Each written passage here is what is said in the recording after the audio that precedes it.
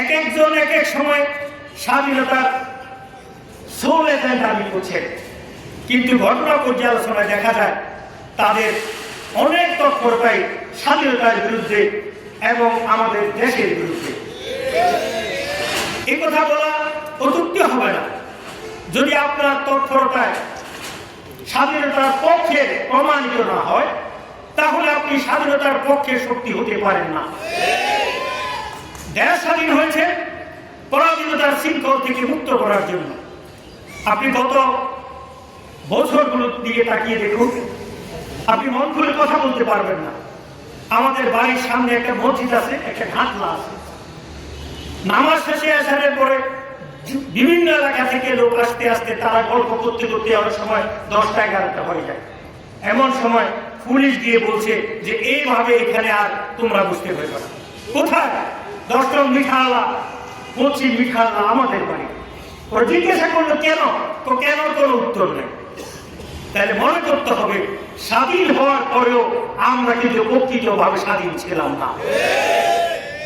ঠিক একই পরিস্থিতি গত 5ই আগস্টের পর আমরা আশা করেছিলাম যে আমরা নতুন করে স্বাধীনতা লাভ করেছি। প্রশ্ন আসলো যে স্বাধীনতা যুগার হয় কিনা। আমরা প্রশ্নের উত্তরে বলেছিলাম এটি দুটি স্বাধীনতা নয়, একটি পরাধীনতার শৃঙ্খল থেকে মুক্ত হওয়া আর একটা স্বাধীনভাবে চলার জন্য যুদ্ধ করা। কিন্তু ঘটনা হয়ে গেল উল্টা। স্বাধীনতার পরে যারা যুদ্ধের সাথে সম্পৃক্ত ছিল না, লড়াইয়ের সাথে সম্পৃক্ত ছিল না, তাদের নেতারা বলছিল এই যুদ্ধের সাথে আমরা সম্পৃক্ত নয়, এটা ছাত্রদের আন্দোলন। তারাই কিন্তু এখন সবকিছু আস্তে আস্তে দখল করা শুরু করল। টেম্পোস্টেল দখল।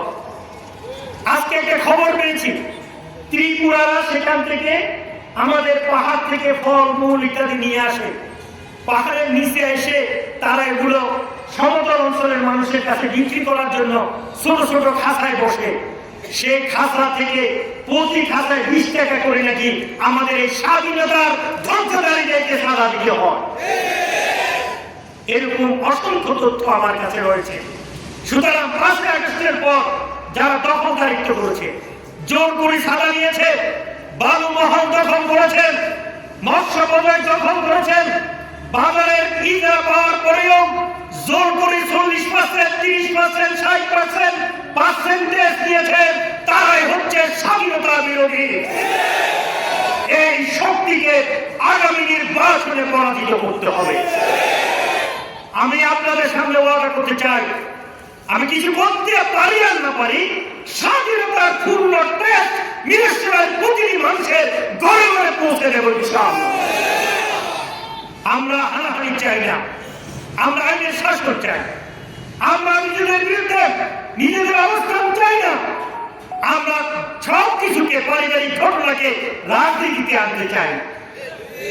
কষ্ট লাগে যখন শুনি যে অমুকের আঘাতে অমুক মারা গিয়েছে, যেহেতু অমুক একদল আর যে মারা গিয়েছে সে আরেক দল। আপনি ঘরের ভিতরে জায়গা জমিন গন্ডগোল হলেও এখানে জামাত দিয়ে দিকে নিয়ে আসতেছেন। এটি কি বড় দুর্ভাগ্যের বিষয়।